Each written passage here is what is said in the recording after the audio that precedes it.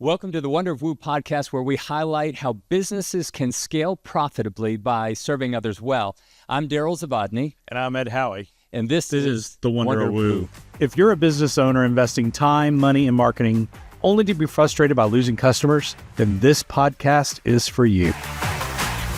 And the Wonder of WOOO podcast does celebrate the rewards of serving others well in business and in life.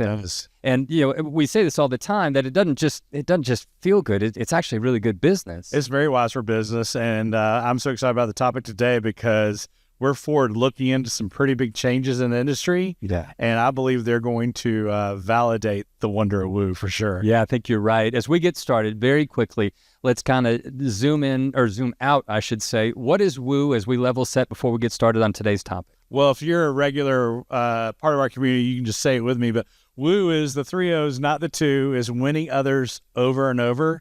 And the reason why that third O is so important is that while it takes effort and intention, it takes purpose to win others over, whether it's that first connection, whether it's that that initial job interview, whether it's that first date, whatever it may be.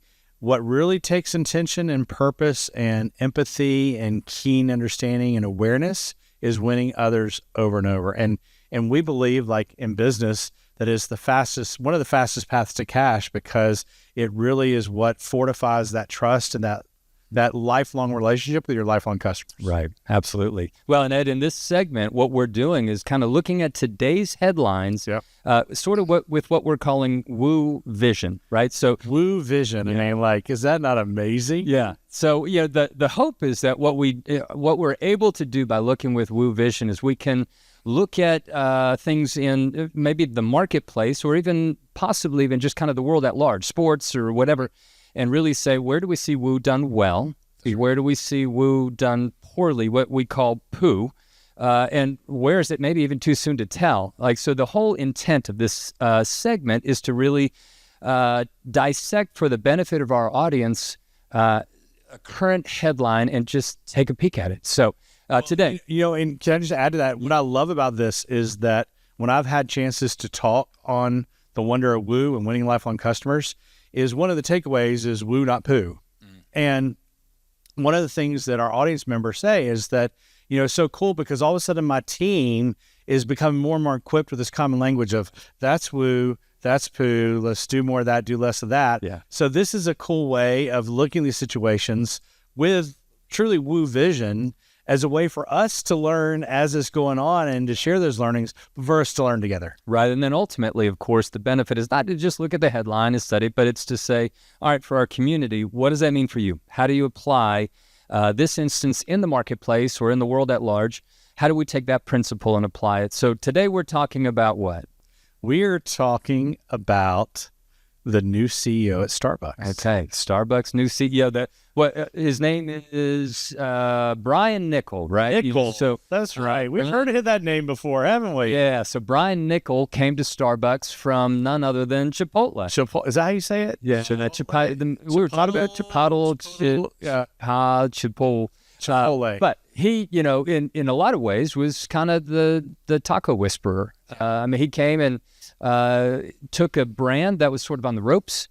A brand that was a disruptor, truly an innovator in what could have been seen as a crowded industry. Yeah. Yeah. And he came in down the line and did what? Well, he turned things around for them, right?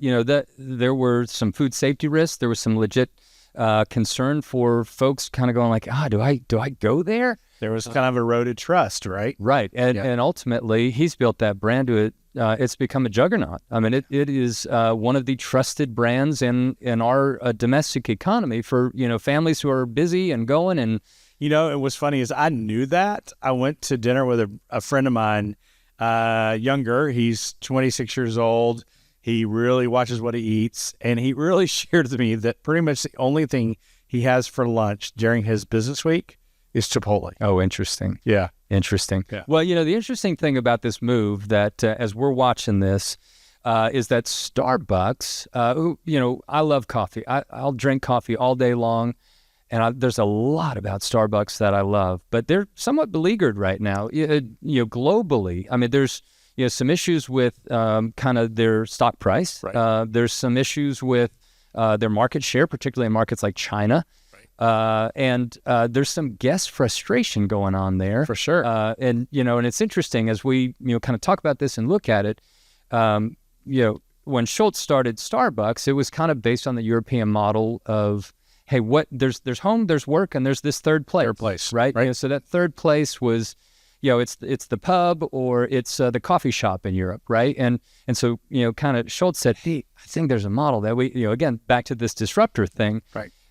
Maybe we can do that in the U.S. And so that it was that for me. And we forget that brands like Chipotle, Starbucks, they started with one store. Right. I mean, I've been to that one store in Colorado of Chipotle. Have you really? Yeah, for sure. The very first one. Yeah. And look at what both enterprises have grown to. Right. So yes, third place. Yeah. So, but it's interesting though, Ed, because it went from third place, and then some things happened, and maybe this is the pressure of Wall Street. Maybe this is just, hey, business leaders trying to grow and how do we continue to serve more guests and serve them better? But third place sort of went away. I mean, Schultz kind of walked away from the business. There was a new CEO in place, not Nichol, and Starbucks kind of said like, hey, we could grow revenue by adding some drive-thrus. You know what else we could do? We could do an app. That'd be pretty slick. Yep. And I'll be honest with you. Customers demanding it. Right. I love the app. The number of times that I just say, I'm on my way, place the order, and I show up and it's there. Magnificent. But it's interesting because it seems like they're a victim of their own success right now. Right. So here we are. We've got Nichols in place. And the question is, what's he going to do? So in trying to guess what he's going to do, I found in leadership the best way to predict future performance is to look back at past performance. Yeah. So I found an interesting article from QSR Magazine I want to throw out for us to just consider and see if this kind of sheds some light. So this article from QSR Magazine is basically saying that, so quoting William Blair analyst Sharon Zakfia, I hope I said that right, Sharon, said that Nichols' hire will send ripples through the industry. Okay, and we're already seeing that in the headlines. And then she went on, still, we expect Nichol to stick to what worked at Chipotle, honoring the brand, focusing on operations and speed, amplifying marketing messaging, and implementing a strict stage gate process for new product innovation. She said, notably, if Chipotle is any guide, Nichol will enter Starbucks with a listen and learn mode and is unlikely to make seismic changes in the early innings of his leadership.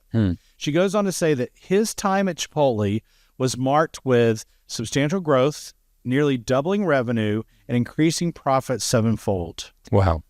Well, I find it really interesting that Starbucks has selected kind of a proven wartime general. Yeah. They've kind of selected some fast food guy. Yeah. Yeah, but it's somebody who understands what wartime looks like. He understands, how to combat negative trends and how to, prioritize, like you said, the guest experience and product offerings and all of that. Well, and if you think about Chipotle from the let's forget the stock market and forget all that, the market. Let's forget the industry talk. As a customer, if you've been eating at Chipotle over the last 10 years, you have probably experienced where it was like a darling and it was special, and then it became somewhat commoditized. Right. It became a little more unpredictable. There were food safety scares, which I believe were leading indicators of probably lack of full, robust processes and systems. Sure. Yeah. To what you see now is to where it is the kind of place that a lot of people, especially a lot of younger customers, are eating over and over again. Right. Which means their loyalty factor is huge. And that, I think, is what we're seeing eroding with Starbucks, right? Yeah. Is that the people that have been there from day one are like, is it worth the effort? Right. Yeah. So I guess here's the question as we sort of analyze this situation, as we sit and look at Starbucks through WOOO lenses or with WOOO vision. There are some questions about what's going to happen to stock price. What's going to happen to market share in China, and what will happen to the guest experience? What will the future of that look like? And and it's a complicated problem to wrestle down. The truth is that our community is likely not wrestling with issues that are that complex, right? It's not. It may or may not be stock price. It may or may not be share in China, but there are some applications. There are. I mean, so, as we talk about this and I try to think about the breadth and the diversity of our community, the first thing that came to my mind is year after year after year growth may not be the best thing for your business. Mm-hmm. If you think about the fact that Starbucks has created such demand and all these points of distribution, and I can get it at a convention center, I can get it at a convenience store, I can get it all these different places, depending on where I am, is that chasing after that double-digit growth, you're going to run out of runway somehow, some way. Right. The other thing is from the guest experience is scaling. Mm-hmm. You think more stores makes it easier. You have more opportunities to woo. You have more opportunities to poo. And I don't know about you, but over the last couple of years, I've seen people turn from Starbucks who are loyalists. Now, true confession, I don't drink coffee, so I don't have a dog in this fight. Yeah. Very well aware of Starbucks and the dynamics, but it has created opportunities for new brands to come in and rise because they have gone back and taken the Starbucks playbook of old. So Another lesson I take from this, Darryl, is maybe the best thing you could do for your business is revisit your playbook from 5 or 10 years and make sure you have not strayed from the thing that made you successful. And the thing that made you successful probably was, perhaps, if you're not having success now, the thing that made you successful is you're probably more focused on the customer when you were smaller than you were larger. Indeed. Well, we hope this headline has helped you to think maybe fresh about how to think about your business, that putting on some WOOO glasses, using WOOO Vision, looking at Starbucks has perhaps helped you to think through your business that way as well. One more thing to add about this is that, so we don't talk about this a lot, but I think it comes into these episodes that we're going to be doing, is there's an operational model to WOOO beyond winning others and over. There's a secret to success, right? Yeah. And that is, to be a WOOO brand, you have to be well orchestrated, well operationalized, and well optimized. Mm-hmm. As you're talking about, is this WOOO or poo? I immediately went to that detail and said that I believe what the question is, I believe Starbucks knows what their customers want. Mm-hmm. And I believe they have demonstrated a past ability to be able to figure out how to do it. Right. The question is, are they well optimized or poorly optimized? And I would say from all of this that there are multiple revelations and indicators that they were going from well optimized to poorly optimized, and this is their way to get more back on the path of WOOO. Let's see what happens. Yeah, we're going to watch this story. If you want to continue to watch this story as part of our community, we do invite you to go to thewonderofwoopodcast.com. Stay current on this story and other stories that we're following. We sure appreciate you spending time with us today. We look forward to spending time with you next time on the Wonder of WOOO podcast. So that's it for today's episode of The Wonder of WOOO. Head on over to Apple Podcast or wherever you listen to subscribe to our show. One lucky listener every single week who posts a review on Apple Podcasts will win a chance in the grand prize drawing to win a $25,000 value private VIP day with Darryl and me. Be sure to head on over to thewonderofwoopodcast.com and pick up a free copy of our gift. And please join us next time.